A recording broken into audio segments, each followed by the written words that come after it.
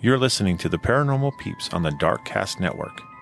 Come to the dark side of indie podcasts with the Darkcast Network. We have cookies. Between the realm of the dead and the journeys of the living, join Josh, Jamie, and Elisa as they delve into the vast world of the paranormal and breathe life back into the history of the departed. Hey, everybody. Welcome back to the Paranormal Peeps podcast. I'm Josh, and I'm running solo tonight as both Elisa and Jamie are out giving hair care tips to Sasquatch. So you guys got me tonight. And tonight I am going to kind of cover some of my origin story as a paranormal investigator and also answer some common questions associated to the paranormal and paranormal investigations. So let's get started. You know, it's interesting if you've listened back to our first episode. Some of you may have, hopefully, you've been here this entire time. But you know that up until a certain point in time in my life, I've been scared of ghosts. In fact, I did not want anything to do with them. And it wasn't until I started investigating my very first time that my wife got me into it that I actually started enjoying it. But I did have paranormal experiences prior to becoming an investigator. And they started, I wouldn't say fairly young. I think they were started in my late teens, where I had some experiences.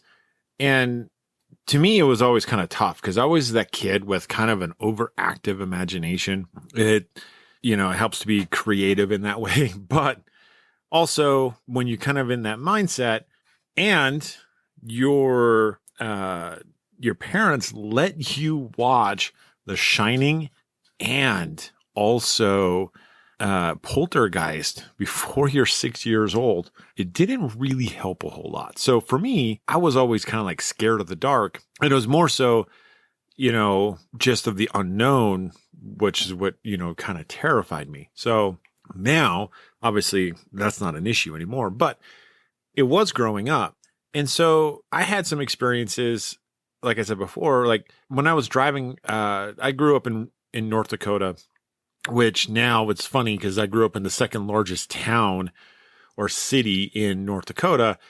In the suburb where I live in now in Utah is larger than that city, which is kind of funny. But we would drive a lot of times at night and in the countryside. Obviously, you don't want to hit deer and stuff like that. But I had these feelings as I was driving that I was no longer alone and that there was somebody else in the car with me. I called them paranormal hitchhikers, ghosts, like hitchhiking ghosts, essentially, not the haunted mansion kind. Now, I don't know for a fact if there was actually a spirit with me, but I just kind of had that feeling that there was somebody else in the car with me. Now, it's entirely possible, but I don't know. And those are kind of like, that's one of the earlier things I can remember. Now, that never really terrified me. I don't know why it didn't, but that just never did. The time that actually kind of freaked me out was I was working at this little sub shop, and this was in a town called East Grand Forks, which is right across the river from Grand Forks where I lived. And so it's, not uncommon to work in one town or the other. And this place was right next to a railroad track. And the interesting thing about it is there was a restaurant, or not a restaurant, right? It was a little sub shop, a little no-name sub shop in the basement where I worked. And then upstairs was an Ace Hardware. Now, I was told by somebody that there used to be a restaurant in the building before we had the sub shop there. And this plays in part to this experience that I had. Now, to be fair, I didn't know that until I had this experience. So that's the important part, is that I wasn't disposed to know that ahead of time. But what's interesting is I worked nights and I worked alone, which, most places now, if you're the closer, you're not working alone. It's just not safe. But this was the 90s, late 90s, and I was I was safe. It was, nothing really was going to happen. So one night I'm there by myself and this guy walks in and he just giving me his order. It's pretty common. It's just him across the counter from me. And as he's giving me his order, I get this weird static sound in my ears, almost like the ringing, like tinnitus in your ear. But this was actually a lot louder. And the crazy thing is that it blocked him out. I couldn't hear what he was saying. And then it faded and I heard the sound of a restaurant. I heard people talking, glasses, clinking, knives and forks on plates. Like you could hear it perfectly plain as day. And I kept my cool. It could have freaked out. I think it would have freaked the guy out, honestly. But he didn't react to it. And so when it stopped and I could hear normal conversation again, I just politely said, I'm sorry, I didn't get that. Can you please repeat yourself? And he was very kind to do that. But if he heard it, he made no notion that he heard that noise going on. So it was kind of freaky in that avenue. And I would love to say that was the last thing I had happen in this place, but it wasn't. Another thing that happened is, again, these things usually happen to me at night. And I can tell you, by the time I left the place, I was happy to leave, to be honest, because it started 1 month, and I can't remember what month it was. I think it was probably closer to Halloween. And it started on a full moon. And for the rest of that month, it was very intense for me. And honestly, I hated working there after that. It was just really kind of freaky. And so that was one incident. The other one, I'm sitting in the back and I'm doing dishes. And that's, common thing. It's a sub shop. It's like, imagine like a Subway, right? It's got all those little trays and things. And so I'm in the back and I'm just washing them and drying them and doing the things that I'm supposed to be doing to close the shop up at the night. And it's 10:20 at night. And remember, we're by our railroad tracks in kind of it's not a residential part of town.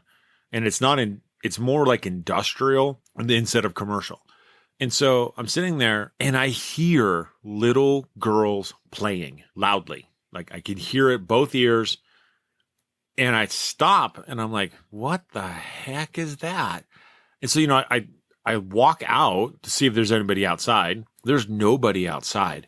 And it's like, well, that is just odd. Who is letting their kids, little girls, they sounded like 8, 9 years old, little ones. Like who's letting them play outside at night at 10:30? Like growing up in this time frame, it wasn't uncommon for kids to be playing outside by themselves, but the rules usually stated, when it's dark or when the streetlights come on, come home. And so being later in the year, those would have been on about 6, 7 o'clock. And so, most people wouldn't be out there, especially when there's no homes in the area. Now, those two incidences only happened once. And there was another incident that happened just one time. And now I can't really chalk this up to paranormal per se, but it was weird and it did freak me out because I did scream a little bit on this one. So I was again in the back cleaning and we had a doorbell alarm that would, anytime you walk in to the place, it would go off. So that way, you weren't shocked to see someone standing there.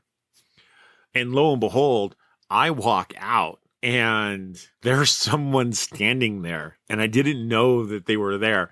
And I did. I kind of screamed out just a little bit, kind of like one of those, ee! And I may or may not have dropped what I was carrying. I can't quite remember, but it was actually quite funny. But that was one of the later incidences that happened while I was living there or living. Geez. Sometimes it feels like you're living at work, right?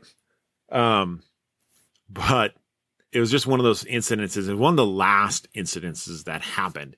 The ones that happened before that actually were even tougher because these are all single incidences. There was one that happened every night and I couldn't explain it and it was just freaking me out. So again, working at night by yourself, right? There was, instead of having a wall on the one side, we had an open glass window that looked out into the hallway. And you could see people come and go, right? Which is nice because then you don't get freaked out and throw stuff when someone walks in the door at, 10 o'clock at night when you're trying to work or trying to close. So you could see outside. Well, when I was doing my closing duties and cleaning up, you can look out the window. And every time I did that, I would see this woman standing there, maybe 18 to 22, somewhere in that range. And she was just standing there. I could only see the top half of her. I couldn't see the bottom half. And she had on what I can only describe at times is like the Star Trek Next Generation shirt, uniform. That's what it kind of reminded me of. It just looked weird. The part is that she only stood in one spot and stared into the restaurant every single night. And I did my best to try to figure out what it was. Like I would, walk out, look in the hallway, nothing there. Pretty common, right? That's the first thing you're going to do if you think there's someone standing and staring at you. The next thing I did is I took down, we had these like a chip rack that hung on the wall right next to the soda machine. I took that down, put that aside so it wouldn't cause a reflection. That didn't do it. No idea to this day what that was, what I was seeing. Was it a ghost? I don't know. Was it some form of pareidolia that I was experiencing? And because of the way my mind was, that I just made it look like, my mind just perceived it to be a woman standing there? Very possible. But I can tell you that it freaked me out every single night. And in the span, all of this stuff happened in the span of a month. And I'm like, I'm good. And I eventually left, and I was super, super happy that I was gone. Bummed I didn't have a job. But then again, this was like just right after high school. I could live without having a job back then and just get another one. And so those are like the ones that freaked me out. Now, there was another incident that happened, and this was terrifying because this is not your run-of-the-mill ghost, what we would consider, like a run-of-the-mill ghost thing where it's like, oh, there's this little thing and, it's grandma, it's grandpa, it's, Uncle Fred. This was truly demonic. And I know it was because of how it made me feel, what it asked me to do. Thank goodness I never did these things that it was asking me to do. And it was only ever in one house, which is just, I don't know why it was there. It wasn't attached to me. I know that because it never followed me, but it was in this house. And so it was in my ex's house. And when I would come over and visit, and we were together for years. So I think it was 8 or 9 years we were together, my younger days. And anytime I was over hanging out, because it was, often, right? And this didn't happen right away. This is the part that is interesting about it, is it didn't happen right away. It happened kind of in the middle third of it, which is really weird. But anytime I was over there, and I would be hanging out in the basement because that's where everybody hung out. That's where they had redone the basement to be like a family room type of area. So like there was computer gaming and there was karaoke and music and TV, and it was just fun, right? And a wet bar down there, and it was just fun. But I'd be sitting down there, and this voice would come into my head and say, you can kill them all, and it would give me instructions on what to do, who to shoot first, because they were gun owners and there were guns laying around. It's not uncommon. It's North Dakota's like rural country anyway, right? And so it's not uncommon for people to have firearms laying around.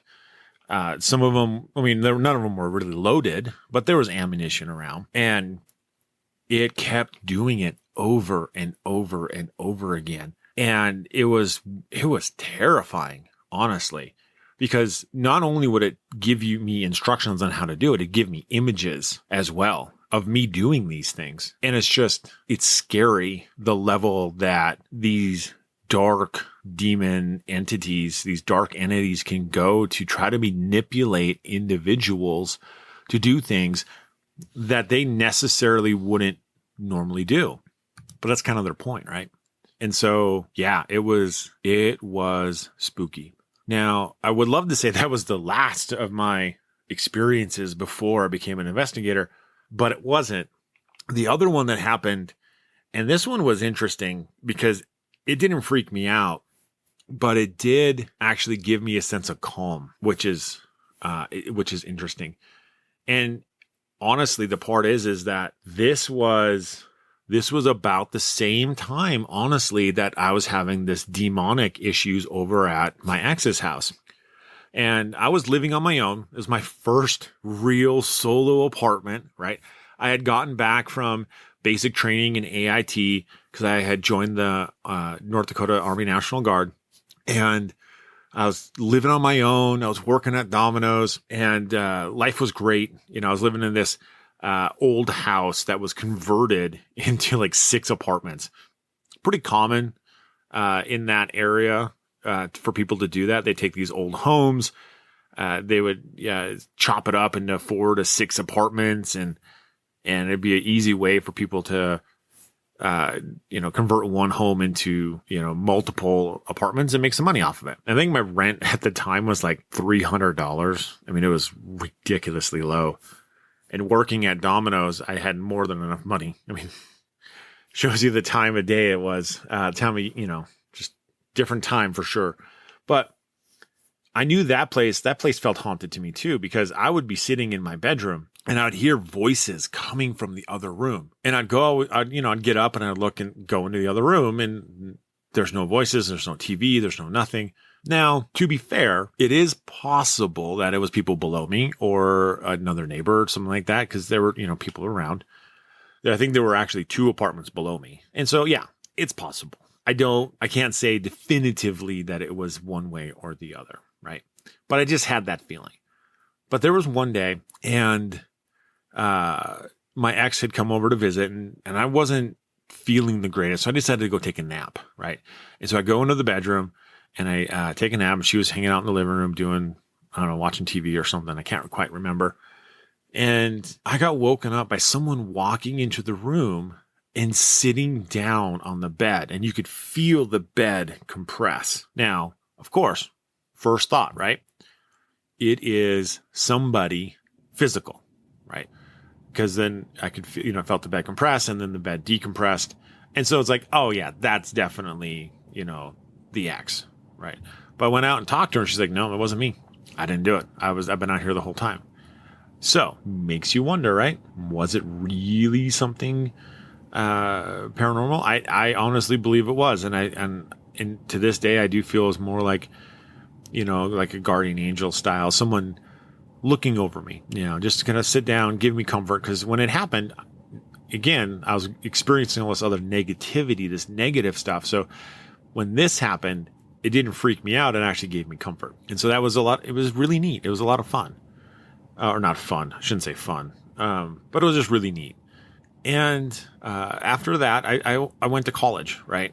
And I had one experience in college, and this one was freaky because it wasn't my first year. It was my second year in college. And I was sitting down in the dorm common area, and it was late at night. It was probably 11 o'clock, and I was just studying. I was reading a book. I was going to school at the time for software engineering. So it was more than likely a textbook of something, scientific or something along that lines. And so I'm sitting there reading, studying, and when you're sitting down and you're reading, you can kind of see over the top of your book, and you can see out, right? And so I'm doing that, and I see an old lady look around the corner, just her head, right? Peer around the corner, look into the common room, and go back. And I'm like, what the heck was that? So I get up, put my book down, get up, walk into the hallway. And this is one of those dorms where you can stand in the main hallway and look down from one end to the other and see all the way down on either side. And so I do that, and there's nobody there. And I was like, well, that was freaky. And I started talking to other people in the dorms about that. And now I lived in a co-ed dorm.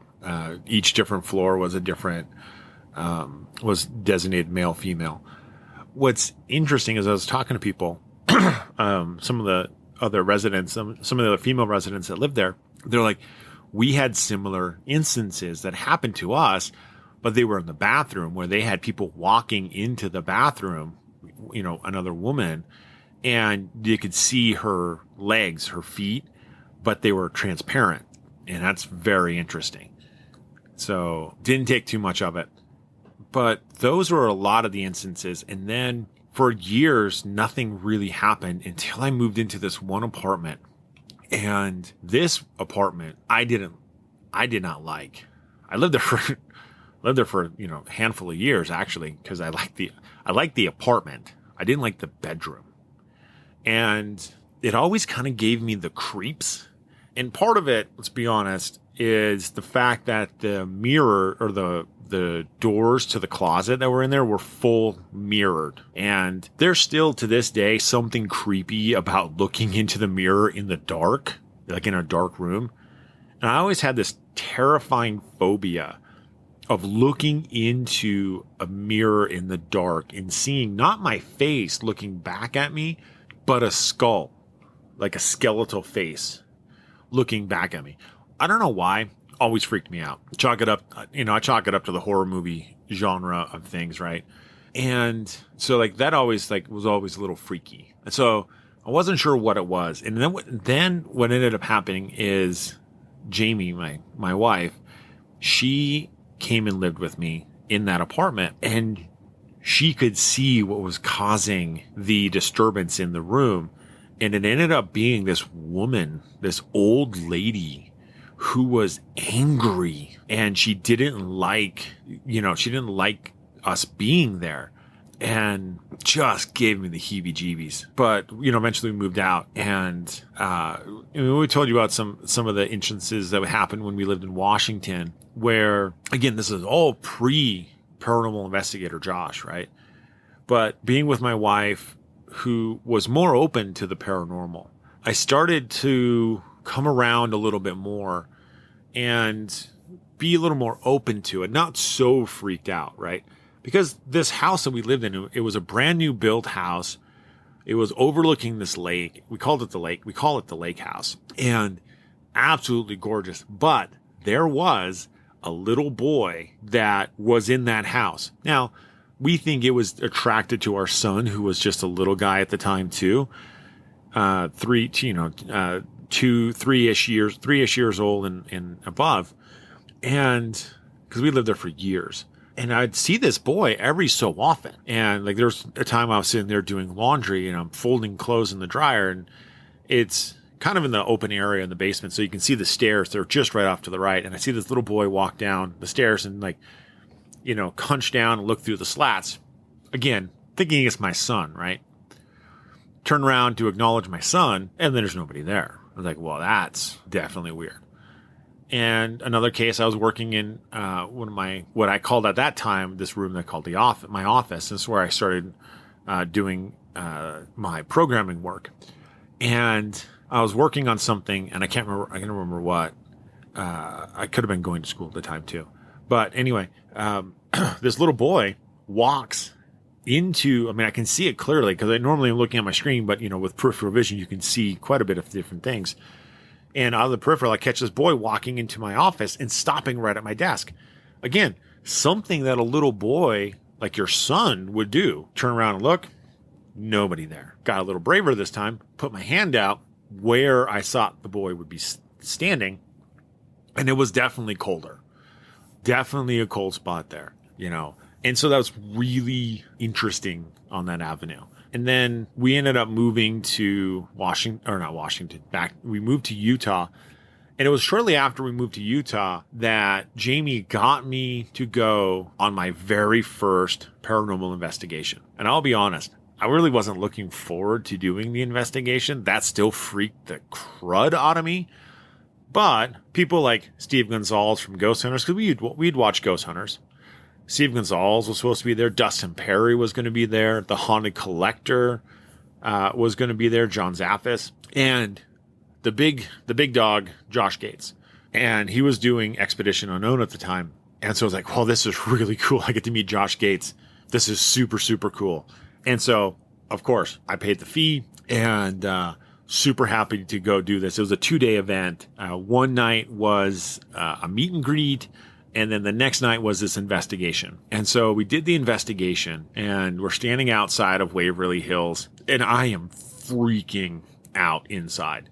I am nervous. I am terrified. I'm like, oh my gosh, I'm going to this super dark building where it's supposed to be uber haunted and there's going to be all sorts of stuff happening and it's going to be terrifying. And, it wasn't. And you can remember though, at this point in time, I'm actually 40 years old or close to 40. I'm in my late 30s and I'm still scared of the dark. And so the thought of me sitting in a dark room terrified me, right? Thinking about walking down the body chute at Waverly Hills terrified me because the one thing about Waverly Hills is you got better or you died. And there were a lot of people who died on that property. And so, of course, you're thinking this is going to be super scary because it's kind of how they show you on TV, right? A little bit. They make it look super scary. Let me tell you, it's not. For the most part, it's not scary. And investigating Waverly, it was fun. I enjoyed it. And we've gotten some really neat EVPs from that investigation. And we went armed with a digital voice recorder, which I still have and use today, and a flashlight. That was it. That's all we had. We didn't have all these other gadgets and gizmos and stuff like that. And we were sitting there, investigating, and we were kind of like doing some of the things that you see on TV and stuff. And what's real funny is I put down a flashlight, right? And I was like, hey, could you move the flashlight for me? And I get this EVP response of a little child, like, no. And it's like, oh, so you don't want to, or you can't, right? It wasn't sure which one, but it just kind of had that snarky feeling like, no, I'm not going to do what you ask. And that's just kind of funny. It was on that investigation and I didn't see this personally, right? But Jamie saw just a pair of legs walking across an open area where there was nobody, there or standing. That's kind of crazy if you, only see a pair of legs walking. And I don't recall seeing anything at all on that first investigation there. I remember still not really liking the dark. I kind of kept my flashlight on a lot. Just made me feel more comfortable. And I think we had a black light flashlight, so it was a purple light. Made it a little bit easier on your eyes. But we didn't do a ton. I mean, we stayed there the entire night and we were one of the last people to leave. But we got a handful of EVPs, and still to this day, our best EVP ever was at that investigation on the very first time. And it's a full 2-sentence EVP, and it's amazing. And then we have it on our Waverly episodes. It's on there. So you can go back and listen to those and you'll hear it. But it's interesting how that's what hooked me. It's just knowing that it's not super freaky. And it wasn't until a year and a half later that I did have what I would consider my most terrifying paranormal experience while investigating. And that happened at Eureka, Utah, in an old bank building. And now there's a typewriter, a historic typewriter salesman in there or something like that. I've gone to the building several times to go talk to the guy, but it's always closed. So I really don't know what he sells or she sells inside the store. But it was in this back room of this building because we were on a public investigation, and our team lead was like, hey, sometimes this spirit likes to hang out in here. And as soon as she opened the door, I was hit with an immediate and intense terror. And it's super hard to explain, but I wanted to crawl back through the wall that I was sitting against. It was just terrifying. And it wasn't anything that really happened, right? I didn't see something happen, but it was terrifying. And it was after everybody left, I asked my wife to close the door. And as soon as she did, I felt at ease. Now, it could be something mind a mind game or something like that. Your mind playing tricks on you, in those things. But I will tell you this, the panic and the fear was real to me. It was terrifying. And it was, to this day, still the scariest thing that's ever happened to me. And I've been back to Waverly Hills. I've, investigated prisons and other places where there are really evil things lurking around. And I've walked through there by myself at times. And it's still not, and nothing has compared to that moment to this day so far. And I've had feelings of unease in places while investigating, but nothing like this. This was absolutely the worst experience I've ever had in my life. But it's interesting because those are things that have really molded me as an investigator. There's one other incident that happened, and this is a place called the Family Tree Restaurant. And it's been on ghost adventures in the past, and it's supposed to be super haunted. And I will tell you, the last time we were there, it was. And it got a little freaky because people were getting attacked.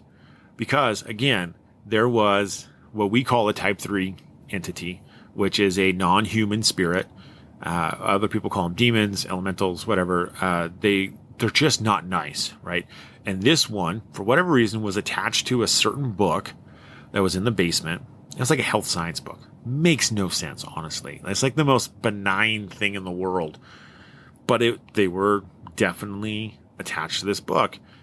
And why we were there, because there's also supposedly, again, I only going off what people have told me because I have not experienced it personally, but supposedly there's a portal there, and this entity was guarding the portal, probably to keep things in or out. I'm not entirely certain how that they protect those things. But this one, it was given a nickname of Lucy by the team that we investigated there with on a couple different occasions. And people have pictures of this thing. And it's the one picture that I've seen is this little girl that's got black eyes. And honestly, it's kind of freaky, super freaky. But I was hanging out there all night long during one investigation, and not a whole lot was happening. We're just kind of sitting there having a conversation with another investigator. It was fun. It was just a really fun night. But we had these people come down and investigate with us. And when we had like 10 people down there, this entity really kind of started getting riled up and ramped up and started touching people and like, hey, look, you can't touch us. This is not allowed. But what's real interesting is we're sitting down there pitch black, and I've been down there the whole night in the pitch black, right? But I look up and I can see over the top of me, right, is like this web of dots. Like it makes me think of like the inside of a fishing net, kind of, right? Kind of like that. And it was like domed over the top of me, and it was very strange. And the only thing I can think of, it was some form of protection, something that was protecting me from this entity. I don't know anything. I mean, it's only every time it's ever happened during investigations that one time. And I can't explain it, but it was weird. It was interesting. And I've had other experiences investigating in other places. And so it's those things that kind of keep me coming back, because we're trying to explain what really happens, right? And some of it, let's face it, there's a thrill involved. Like when you're sitting in a cabin with just two people, right? And your hands are on top of a table and your feet are flat on the floor and the table is bumped up and down violently, like someone's slamming, the underside of it or punching the underside of it, hitting it. It's kind of exhilarating, right? If you see a shadow in the dark and a shadow ball in the dark move into a room from the hallway, coming towards you in the hallway and then shoots into a room, those are really, really neat things. Those are fascinating. Other people going to run and they'll go run and hide. We kind of run towards that because we're trying to understand who's there. Because the one thing we've said on many occasions is people don't like to be forgotten, right? And we believe that there are human spirits. That not everything is, demonic or an angel, right?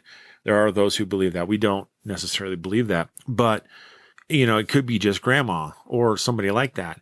And people don't like to be forgotten. And so that's the thing we make sure that we have these conversations with spirits because they don't want to be forgotten. We try to get as much information as we can from them, who they were, what they did, and it's a tough conversation, because they can't always respond in a way that we can hear, right? There are those individuals who are what we call sensitive that can pick up on spirits, see them, hear them, right? And those people can have a much more thorough conversation with them and one that could actually be, productive in that avenue. For individuals like me, we have to rely on equipment to help do these conversations. Now, I know a lot of people, and me included, I'm very skeptical of equipment. REM pods, K2 meters, any other EMF style device, right? Spirit boxes, any of those things, right? Gadgets and gizmos that are being used for what we would consider potential scientific research, but these things were never truly designed for that, except for, to be fair, the EMF meter spirit box. Now, that was created for that. The Mel meter was created for that purpose. The inventor of the Mel meter created it because his daughter died and he wanted a way to communicate with his daughter. And his daughter's nickname was Mel. So I think it's short for Melissa. It's very heart-wrenching. That was actually probably one of the best episodes of Ghost Adventures I've ever seen.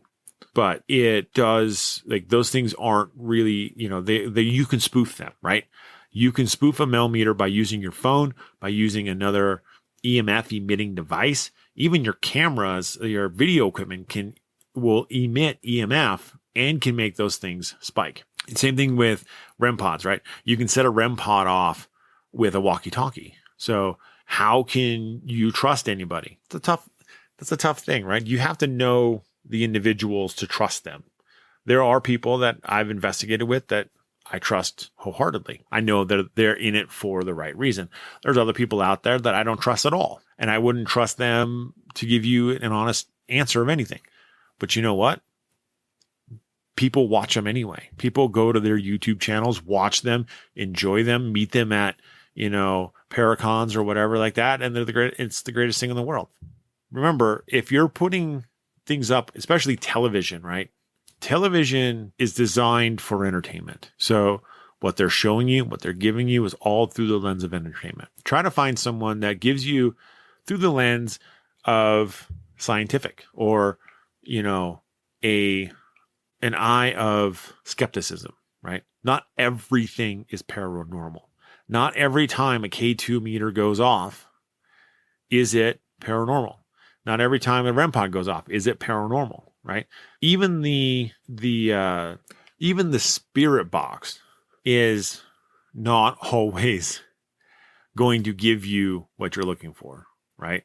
It can give you false positives to questions, potentially, right? What I look for when I use equipment is consistent and repetitive responses to the questions that I'm asking. And so have I gotten a lot of luck with a K2 meter? No, gotten very little actually. I've gotten, I don't have a REM pod, so I've used one. I borrowed one from some people.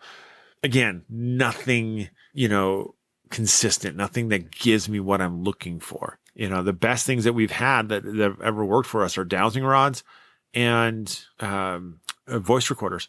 And dowsing rods are interesting because they don't take any energy. They don't take any, they don't take batteries or anything. They're just pieces of copper instead of a copper tube. But to watch those things move when your hands are sitting still and you watch those rods move and answer questions, and what we do is we say cross for yes, push them apart for no, keep them straight for, I don't know, there's a couple different ways you can do it. And it's crazy when you're watching these things move and answering questions, and then you're able to garner information, and then can you back it up? And that's the last piece that we use is after an investigation, when we get done, we collect all of this stuff, right? Names as best we can, information associated to people that we're talking to, or we think we're talking to, right? Because can't see them, don't know. And when you get done, we take it back and we start looking it up. And there was a place, we were in this town called Thistle. Thistle is a tragic town. There was a landslide that blocked a river, and the entire town was wiped off the face of the earth, just gone. And so we were this town, it's called Thistle. We're hanging out with some friends, and they have this farmhouse, for the lack of a better word. There's nothing in it, right? Like, it's completely gutted. There's a stairs from the upstairs to the downstairs. But we were investigating it, and we got a name and some information about this person that owned this home, that was there, right? The spirit that was there. And I was actually able to go through and look through the public records and find the owner of the house. And wouldn't you know it, it matched. And that's the coolest thing in the world, when you can get a full match. The other thing that happened there, and we didn't see this happen, but people were very common to break onto this property and do not so nice things, right? There was actually a pentagram drawn, painted on into the basement, right?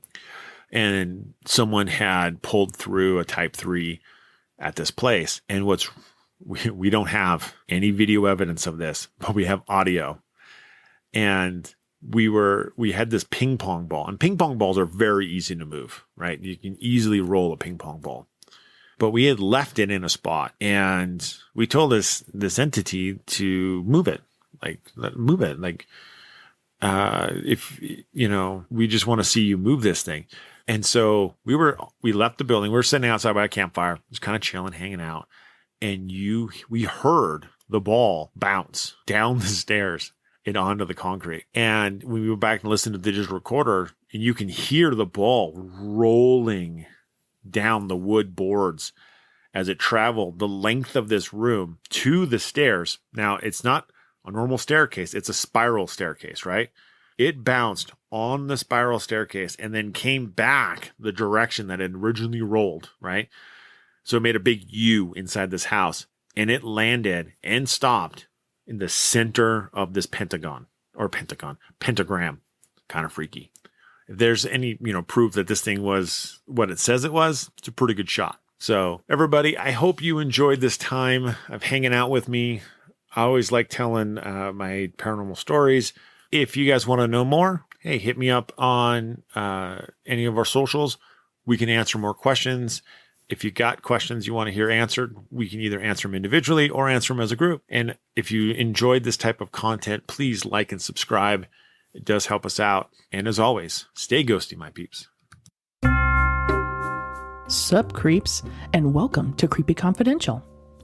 Is Mothman really a supernatural force predicting impending doom? Did Apollo 11 really land on the moon in 1969?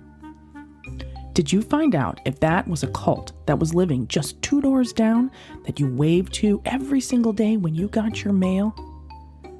If these are the things you ponder when you should be sleeping, then I would like to welcome you to Creepy Confidential. I'm your host, Noelle, your resident weirdo Wisconsinite. I open case files on my favorite cryptids, cults, conspiracies, and other worldly creepy, with new cases, live broadcasts, and local lore. Some stories have been lost with time. Others are perhaps still happening today in your local communities, right up under your very creepy noses. So get ready, creeps. It's Creepy Confidential.